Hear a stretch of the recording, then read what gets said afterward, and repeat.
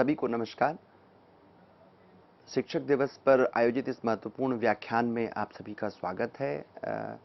इस आज के इस व्याख्यान में मैं आपको भारतीय ज्ञान परंपरा के अंतर्गत स्थापित भारतीय शिक्षण प्रविधियों के बारे में चर्चा करूंगा। आपके समक्ष मैं उन प्रविधियों को रखूंगा जो भारतीय उपनिषदों में जिनका उल्लेख है, जिनके द्वारा हम भारतीय ज्ञान परंपरा को पुनर्स्थापित कर सकते हैं और भारत को एक बार पुनः विश्व गुरु के रूप में स्थापित करने के अपने संकल्प को सिद्धि तक पहुंचाने का प्रयास कर सकते हैं। यद्यपि कि अनेक विश्वविद्यालयों में यह पूर्व से ही पहले से ही इनका प्रयोग किया जाता रहा है। इसके पूर्व के व्याख्यान में मैंने आपके समक्ष प्रश्न प्रविधि और प्रवचन प्रविधि की चर्चा की थी। उसी चर्चा को आगे बढ़ाते हुए मैं तीसरी प्रविधि अर्थात प्रमा प्रविधि की बात करूंगा, जिसको इंटेलेक्ट मेथोडोलॉजी कहते हैं। शिक्षा प्रविधियों की चर्चा करना अत्यंत आवश्यक है। जैसा कि मैंने पूर्व में आपको बताया था कि नीति, उद्देश्य, पाठ्यक्रम, ये तीन तो महत्वपूर्ण हैं। उन तीन में भारतीयता का समावेश करना आवश्यक है, किंतु उसके साथ यदि हम पद्धति में उसे शामिल नहीं करेंगे, पद्धति में यदि हम भारतीय उपनिषदों में दिए हुए प्रविधियों का समावेश नहीं करते, तो हम उस उद्देश्य को प्राप्त नहीं कर पाएंगे जिस उद्देश्य से हमने अपनी यह महत्वपूर्ण यात्रा आरंभ की है, जिसे हम नवीन शिक्षा नीति या जिसको भारतीय शिक्षा नीति की बात कर रहे हैं, राष्ट्रीय शिक्षा नीति 2020 की बात कर रहे हैं, जिसके अंतर्गत हमने इन प्रविधियों को, इंडियन नॉलेज सिस्टम को पुनर्स्थापित करने का प्रयास किया है। उसी क्रम में हम प्रमा प्रविधि यानी अर्थात इंटेलेक्ट मेथोडोलॉजी की बात करेंगे। आचार्य के सानिध्य में ज्ञान ग्रहण करने हेतु जो युवा आते हैं उनको अंतेवासी कहते हैं, अर्थात गुरु के सानिध्य में रहकर पढ़ने वाला छात्र अंतेवासी। आचार्य अपने गुरुकुल के लिए ऐसे अंतेवासियों का स्वागत करते हैं। उनकी कामना होती है कि जैसे आसपास के पहाड़ और मैदान से पानी बहकर नदी में मिल जाता है, उसी तरह से अच्छे विद्यार्थी गुरुकुल में सम्मिलित हों। यथाप प्रवतायन्ति एवं मां ब्रह्मचारिणः धातरायन्तु सर्वतः, तैत्तिरीयोपनिषद में यह श्लोक दिया गया है, जिसमें छात्र प्रवेश का यह विधान ऋषिकुल का एक अनूठा योगदान है। अर्थात छात्र विद्यार्थी अपने गुरु के पास पहुंचते हैं, उनके सानिध्य में रहते हैं और ज्ञान अर्जन करते हैं। प्रमाण को पाने वाली बुद्धि को प्रमा कहते हैं। प्रायः यह प्रश्न पूछा जाता है कि प्रमा प्रविधि क्या है, इंटेलेक्ट मेथोडोलॉजी, इंटेलेक्ट को प्रमा क्यों कहते हैं? प्रमाण को पाने वाली बुद्धि को प्रमा कहते हैं। प्रमाण सही ज्ञान को कहते हैं। प्रामाणिकता, ज्ञान में प्रामाणिकता का होना अत्यंत आवश्यक है।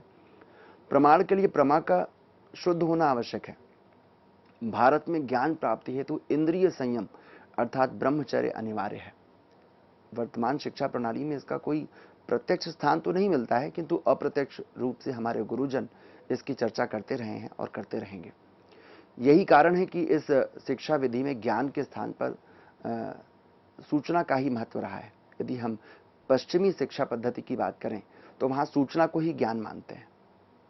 जैसा कि मैंने पूर्व में भी आपके समक्ष यह बात रखी थी कि विद्यार्थीगण यह प्रश्न पूछते हैं कि क्या अनंत काल तक गुरु की आवश्यकता होगी? जब हम आर्टिफिशियल इंटेलिजेंस की बात करते हैं, एआई की बात करते हैं, मशीन लर्निंग की बात करते हैं, एमएल की बात करते हैं, जहां पे हमारे पास ऐसे डिवाइसेस हैं जो हमारे कहे प्रश्नों का, हमारी बात को सुनकर हमारे प्रश्नों का उत्तर देते हैं, क्या इनके उपरांत भी गुरु की आवश्यकता होगी? गुरु प्रासंगिक रहेंगे? गुरु की प्रासंगिकता सदैव इसलिए बनी रहेगी क्योंकि प्रमाण को पाने वाली बुद्धि को प्रमा कहते हैं और प्रमा का शुद्ध होना अत्यंत आवश्यक है। प्रमा की शुद्धि के लिए, प्रमा को अध्ययन, ज्ञान को, सूचना को, प्रामाणिकता को का मूल्यांकन करने के लिए गुरु का होना अत्यंत आवश्यक है। पश्चिमी शिक्षा पद्धति में सूचना को ही ज्ञान समझ लेते हैं। सूचना और ज्ञान में काफी अंतर होता है। मेरे पास कोई सूचना है किंतु मैं उसका अर्थ नहीं निकाल सकता, तो वह ज्ञान नहीं हो सकता। प्रमा पद्धति के अंतर्गत हम मुख्य रूप से दिए हुए सूचना की प्रामाणिकता अर्थात उसके सही होने की उसका सत्यापन करने का प्रयास करते हैं। इसलिए यह एक महत्वपूर्ण प्रविधि के रूप में स्थापित है। अगली जो प्रविधि है वह है प्राणाराम प्रविधि। प्राणाराम प्रविधि, वाइटलाइजेशन मेथडोलॉजी। मानव का शरीर, जैसा कि मैंने पूर्व में चर्चा की थी, ऊर्ध्वमुखी है। उसी तरह उसको अदिति और बोध के द्वारा अन्नमय प्राणमय यात्रा समाप्त करके शीघ्र ही मनोमय और विज्ञानमय विकास पथ में आगे बढ़ना होता है।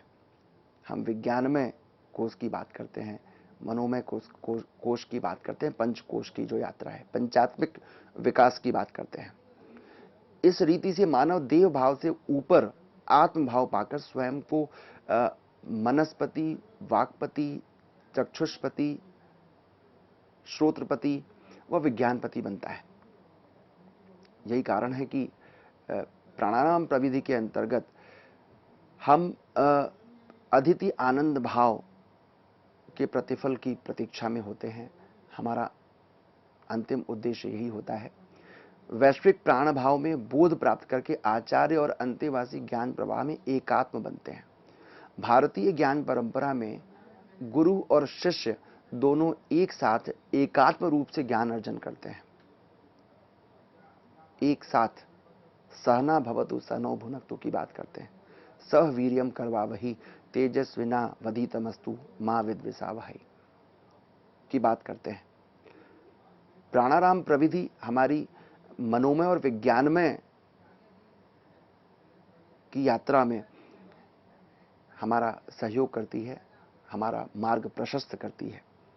यही कारण है कि यह एक महत्वपूर्ण प्रविधि के रूप में उपनिषदों में स्थापित है। अगली प्रविधि जो आती है उसे हम कहते हैं पांक्त प्रविधि, लीनियर मेथडोलॉजी। पांचवी प्रविधि, भारतीय शिक्षा विधि में पाठ्यक्रम का अर्थ ज्ञान का पठनीय अंश नहीं होता। जैसा कि पश्चिमी सभ्यता में हम कहते हैं कि पाठ्यक्रम का अर्थ ज्ञान का वह अंश जो हमें पढ़ना है। ज्ञान तो हमें पूर्ण रूप में प्राप्त करना है, ज्ञान तो पूरा ही प्राप्त करना है। केवल क्रम का निर्धारण हम पाठ्यक्रम में कर सकते हैं कि इसके पश्चात व्यतिक्रम नहीं होना चाहिए। अनुक्रम निर्धारित करना गुरु का कर्तव्य है। ज्ञान तो हमें पूर्ण रूप से प्राप्त करना है, केवल क्रम का निर्धारण ही हम पाठ्यक्रम में कर सकते हैं। हम ज्ञान के किसी एक अंश को लेकर या पाठ्यक्रम में किसी एक अंश को लेकर नहीं चल सकते। हमें संपूर्ण ज्ञान की प्राप्ति करनी होगी, ऐसा भारतीय उपनिषदों में उल्लेखित है। समग्र जीवन को समझना शिक्षा का उद्देश्य है। समग्र जीवन को दो प्रमुख वर्गीकरण हमारे समक्ष आते हैं, एक बाह्य और आंतरिक। कुछ लोग इनको विद्या विद्या कहते हैं, कुछ इन्हें परा परा इस नाम से जानते हैं। लेकिन यही दो वर्गीकरण हमारे सामने आते हैं। एक परा विद्या होती है, एक अपरा विद्या होती है। एक बाह्य होती है, एक आंतरिक होती है। और यहां इसे हम अधिभूत और आध्यात्म कहते हैं। और ज्ञान की भिन्न भिन्न पंक्तियों में हम रचना की बात करते हैं। पांक्त प्रविधि की यदि हम बात करें तो क्रमशः ज्ञान प्राप्ति की विधि पांक्त प्रविधि है, इसीलिए इसको लीनियर मेथडोलॉजी कहते हैं। क्रमशः ज्ञान प्राप्ति की विधि, हमें क्रमशः ज्ञान प्राप्त करना होगा। क्रमिक ज्ञान का क्रमिक अर्जन अत्यंत महत्वपूर्ण है, यह पांक्त प्रविधि बताती है। यही कारण है कि जब हम पाठ्यक्रम का निर्धारण करते हैं तो उसमें क्रम अत्यंत महत्वपूर्ण होता है। उदाहरण के लिए मैं वाणिज्य का शिक्षक हूं, मैं वित्तीय प्रबंध पढ़ाता हूं। यदि हमें एक विद्यार्थी को कैपिटल बजटिंग पढ़ानी है तो उसके पूर्व हमें उसे टाइम वैल्यू ऑफ मनी बताना पड़ेगा। अर्थात हमें मैथमेटिक्स और फाइनेंस का ज्ञान होना आवश्यक है। बिना उस ज्ञान के हम कैपिटल बजटिंग के प्रश्नों का उत्तर नहीं दे सकते। क्रमशः ज्ञान प्राप्ति की विधि ही पांक्त प्रविधि है। वर्तमान समय में विभिन्न ज्ञान शाखाओं के अध्ययन में हम इस विधि का प्रयोग सरलता से कर रहे हैं, हम करते भी आए हैं। हमें इस बात का आभास नहीं रहा है कि हम इसका प्रयोग करते हैं, किंतु हम इसका प्रयोग जाने अनजाने में करते आए हैं। यह वर्गीकरण विषय केंद्रित ना होकर अध्येता केंद्रित होता है। यही कारण है कि छात्रों के आकलन हेतु हमें यह ध्यान रखना होगा, उनके मूल्यांकन हेतु, उनके ज्ञान अर्जन की स्थिति का आकलन करने हेतु। ध्यान रखिए, हम मूल्यांकन की बात नहीं कर रहे, हम आकलन की बात कर रहे हैं। विषय केंद्रित ना होकर के हम अध्येता केंद्रित होते हैं। अर्थात जो अध्येता है उसने ज्ञान अर्जन किया कि नहीं, यह पता लगाना, इस बात का आकलन करना हमारा उद्देश्य इस प्रविधि के अंतर्गत होता है। लीनियर मेथडोलॉजी अर्थात यदि आपके मन में यह प्रश्न आए कि ज्ञान का क्रमिक होना क्यों आवश्यक है, वह इसलिए है क्योंकि पांक्त प्रविधि है, लीनियर मेथोडोलॉजी है, जो हमें यह बताती है कि हमें संपूर्ण ज्ञान की प्राप्ति करनी है। ज्ञान के किसी पाठ्यक्रम के किसी एक अंश का अध्ययन मात्र हमारा उद्देश्य कदापि नहीं है। हमारा उद्देश्य संपूर्ण ज्ञान को प्राप्त करना रहा है। यही कारण है कि पांक्त प्रविधि एक महत्वपूर्ण प्रविधि के रूप में प्रतिस्थापित है। अगली प्रविधि जो हमारे समक्ष आती है वो है प्रोजेनी मेथोडोलॉजी, या जिसको प्रजाति प्रविधि कहते हैं। इस विधि के अंतर्गत ओमकार का उपासक छात्र ऋत, सत्य, शम, दम, अग्नि, अग्निहोत्र, मानुष, प्रजा, प्रजनन, प्रजाति, इन सभी विषयों, इन सभी सब्जेक्ट डोमेन्स की बात करें, इन सभी विषय क्षेत्रों की बात करें, उनमें गतिविधियों के द्वारा बोध का विकास करता है। अर्थात विद्यार्थी को एक उपासक की तरह माना जाता है। प्रजाति यानी राष्ट्र के उत्तम मानव शक्ति का निर्माण करना। ऋषियों का ऐसा मानना था कि पूरी अदिति प्रक्रिया का मुख्य लक्ष्य राष्ट्र निर्माण और धर्म प्रजा सिद्धि है। इन दोनों के लिए जो ज्ञान सहायक बनता है वही विज्ञान है। इस विज्ञान को प्राप्त कर त्रिशंकु नामक ब्रह्मचारी अपने आप को धन्यमान अधिगम का उद्घोष करता है। युवा त्रिशंकु अपने आप मस्तिष्क शक्ति को जागृत करके सिद्धि और प्रसिद्धि दोनों प्राप्त करता है। भारत में जीवन का ही लक्ष्य अपनी संतति को अपने से अधिक उन्नत बनाना है। भारत ही एक ऐसा देश है जहां प्रत्येक पिता की यह प्रबल इच्छा होती है कि उसका पुत्र उससे आगे जाए। उसका लक्ष्य ही अपनी संतति को अपने से अधिक उन्नत बनाना है। अर्थात जिन लक्ष्यों को वह पिता प्राप्त नहीं कर पाया, वह अपने पुत्र से अपेक्षा करता है। आत्मा वै जायते पुत्र, अर्थात पुत्र पिता का विस्तार होते हैं। भारत में जीवन का लक्ष्य ही अपनी संतति को अपने से अधिक उन्नत बनाना है। प्रत्येक व्यक्ति यह प्रार्थना करता है कि उसके पुत्र पुत्री उससे कम सवाया तो हो ही। अर्थात यदि मैं 100 हूं तो 125 तो हो ही। यदि 200 नहीं हो पाया, यदि मैं उसको आंकड़ों के रूप में रखूं, तो कम से कम सवाया तो होना ही चाहिए। यही कारण है कि हम उन्नतिशील होने की बात करते हैं। प्रत्येक पिता यह चाहता है कि उसका पुत्र उससे उच्च स्थान पर कार्य करे।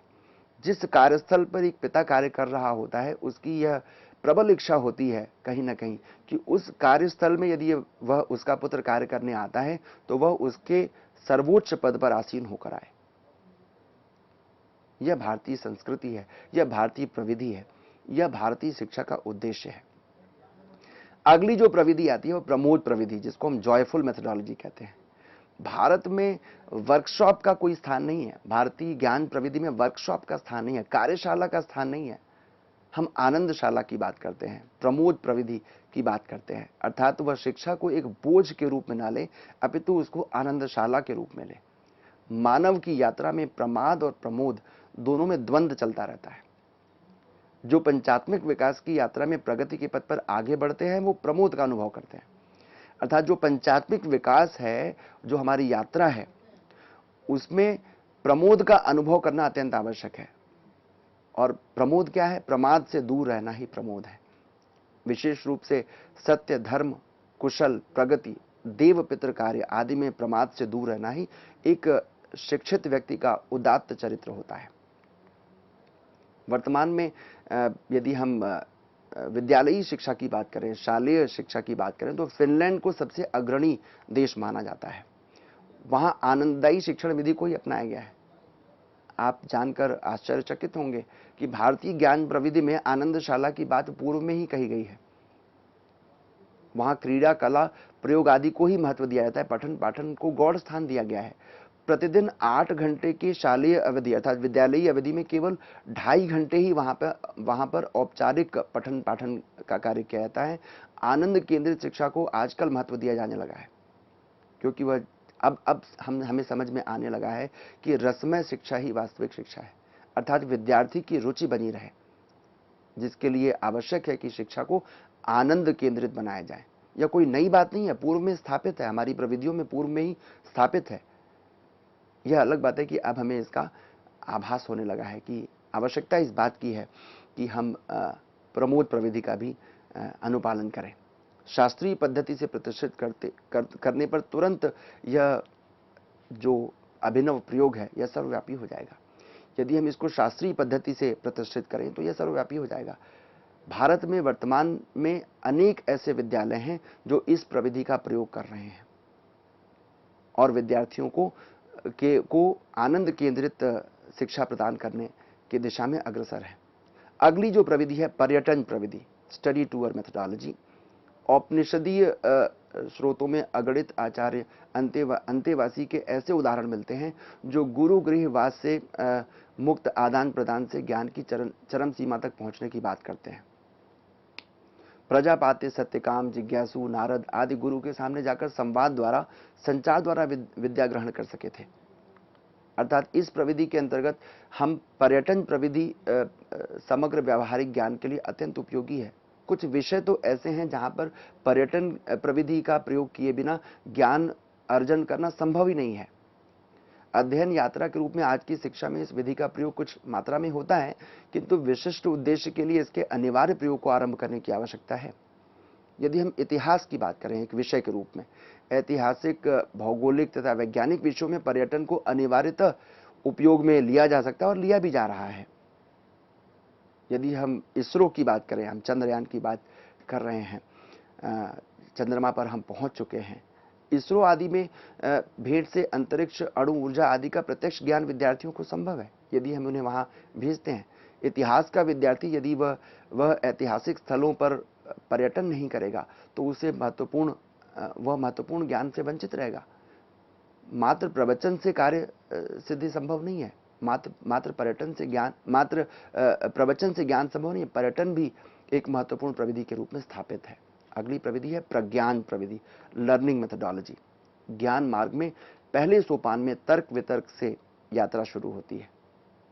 योग ऋषि पतंजलि की यदि हम उनके विचारों को देखें तो उनका मानना है कि इस मार्ग में ऋतंभरा प्रज्ञा के सहारे अस्मिता समापत्ति पाकर अपनत्व को पूरी तरह से खोना अंतिम अवस्था है। यदि हम ज्ञाता ज्ञेय ज्ञान त्रिपुटी अवस्था से परे ज्ञान स्वरूप की बात करें तो इस प्रविधि का परम लक्ष्य उस ज्ञान स्वरूप को प्राप्त करना है। प्रज्ञान प्रविधि में, इस विधि में अध्ययन का दायित्व शिष्य का होता है। वर्तमान समय में विश्व के अनेक अग्रणी विश्वविद्यालय ऐसे हैं जहां अध्ययन केंद्रित विधि ही अपनाई जाती है। यहाँ शिक्षक की भूमिका सिर्फ सहायक और मार्गदर्शक की होती है, सिर्फ काउंसलिंग की होती है। ज्ञान प्राप्ति का मूल कर्तव्य छात्र का ही होता है। अर्थात छात्र के लिए एक शिक्षक सहायक के रूप में है, मार्गदर्शक के रूप में है। यदि आप ऐसे गुरुजनों की कक्षा में जाएंगे तो आप पाएंगे कि आपको पता ही नहीं लगेगा कि गुरु है कहाँ। वह विद्यार्थियों के मध्य में ही कहीं बैठा हुआ अपनी बात को रख रहा होता है या चर्चा कर रहा होता है। वहाँ शिक्षक किसी ऊंचे पायदान पर खड़ा होकर प्रवचन नहीं दे रहा होता, अभी तो विद्यार्थियों के साथ बैठकर उनकी समस्याओं का समाधान, उनकी शंकाओं का समाधान करते हुए पाया जाता है। अगली प्रविधि है प्रयोग प्रविधि, जिसको एक्सपेरिमेंट मेथोडोलॉजी कहते हैं। विज्ञान के विषयों में इसका प्रयोग किया जाता रहा है। ऋषि परंपरा में आत्मज्ञान ऐसा प्रयोग सिद्ध सत्य है जिसकी प्रयोगशाला स्वयं शरीर है और पूरा जीवन इसकी यात्रा है। सनत कुमार उनको सोपान परंपरा में बाकू से लेकर प्राण तक क्या भूया यह प्रश्न मालिका के आधार पर जीवन प्रयोगशाला में सत्य दर्शन करवाते हैं। इसी प्रकार इंद्र और विरोचन प्रजापति से संदेश मानने के लिए जाते हैं। गुरु के मार्गदर्शन में प्रयोग करते हुए क्रमशः सत्य की अनुभूति करना शिक्षा की उन्नत विधि है। प्रयोगों के माध्यम से भले ही इसका सामान्यीकरण सभी विषयों में संभव ना हो, किंतु विशेष विषयों में इनका प्रयोग किया जाता रहा है। प्रयोग प्रविधि भी एक महत्वपूर्ण प्रविधि है। 11वीं प्रविधि जो अत्यंत महत्वपूर्ण है, परिशीलन प्रविधि, इंट्रोस्पेक्शन मेथोडोलॉजी। भारतीय अध्ययन विधान में मन और वाक की परिधि में ज्ञान प्राप्त करना आरंभिक दशा है। इसी अवस्था में रहने इसी अवस्था में अपने को सीमित कर रहने वाला व्यक्ति कभी सत्य का दर्शन नहीं कर सकता। अन्नमय से लेकर आनंदमय तक यात्रा करने वाला वरुण पुत्र भृगु अपने पूर्व ज्ञान की परीक्षा करता हुआ आगे बढ़ता है, अपने पूर्व के ज्ञान का परीक्षण करता है। इस प्रक्रिया में अहमिका अभिनिवेश बाधा डाल सकते हैं। ब्रिटिश प्रणीत मैकाले सिस्टम में इसका ही बोलबाला चलता रहा है। अनेक शिक्षक अपने पूर्व ज्ञान के प्राकार में ही जीवन भर रहकर नावीन्य आधान में अशक्त होते रहे हैं। भारत की महर्षि प्रणाली में अपने पद चिन्हों का परिशीलन अंतर्निहित है। अर्थात हमने जो कार्य किया है उसका परिशीलन, जो ज्ञान हम अपने विद्यार्थियों को दे रहे हैं उनका परिशीलन, उनका इंट्रोस्पेक्शन अत्यंत आवश्यक है। दैनिक, मासिक, वार्षिक जैसे नियमित परिशीलन के साथ ही उत्सवों में नैमित्तिक परिशीलन भी होता है। बाह्य परीक्षण के स्थान पर हमें आत्मावलोकन की प्रविधि का प्रयोग करना चाहिए, जो कि अत्यधिक प्रभावी मूल्यांकन विधि हो सकती है। वर्तमान शिक्षा प्रणाली में यदि हम रिवीजन की बात करें, होमवर्क की बात करें, गृह कार्य पुनरावर्तन की बात करें तो यह अत्यंत उबाऊ है। इसके स्थान पर यदि हम छात्रों को नित्य परिशीलन का अभ्यास करा दें तो परीक्षा की तैयारी के तनाव से भी हम उन्हें दूर कर सकते हैं।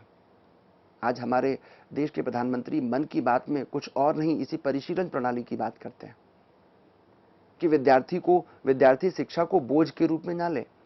यदि हम विद्यार्थी को नित्य परिशीलन का अभ्यास करा दें तो परीक्षा की तैयारी का तनाव कम हो जाएगा। केवल परीक्षा तक सूचनाओं को रहने के स्थान पर परिशीलन विधि का यदि हम प्रयोग करेंगे तो ज्ञान सदा के लिए विद्यार्थी अंगीकृत कर लेगा। ऐसा नहीं कि सिर्फ उसने ज्ञान अर्जित किया, परीक्षा में उसने लिखा और फिर भूल गया।